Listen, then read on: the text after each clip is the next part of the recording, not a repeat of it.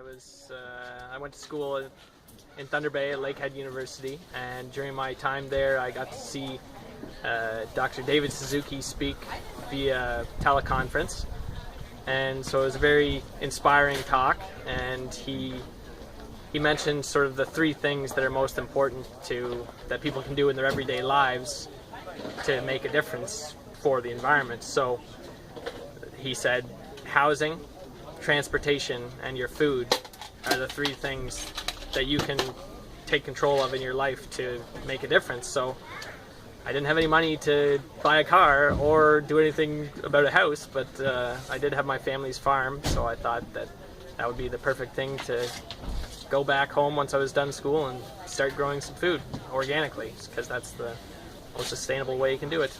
And then turning around and selling it. Selling it for not much of a profit, but a little bit, and we eat well during the summer months. Perfect.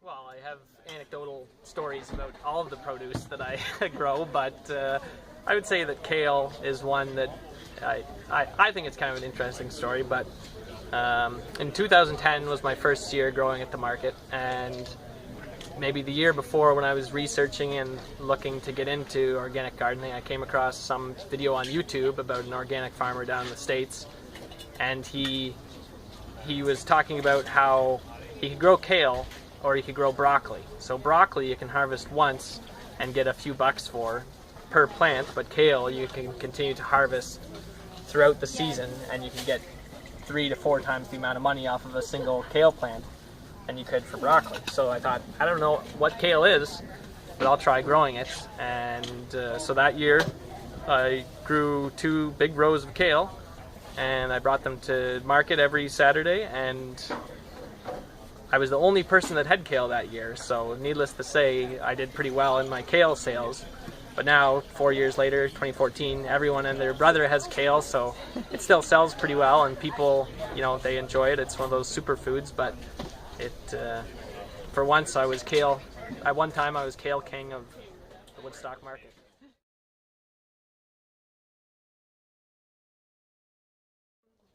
I think one of the perceptions is that people expect all the food to look like it does in the grocery store. So people expect things to look perfect and blemish-free, but in the reality, when you're growing organically and not on a large scale with chemicals and pesticides and everything like that, there's going to be imperfections in some of the fruit.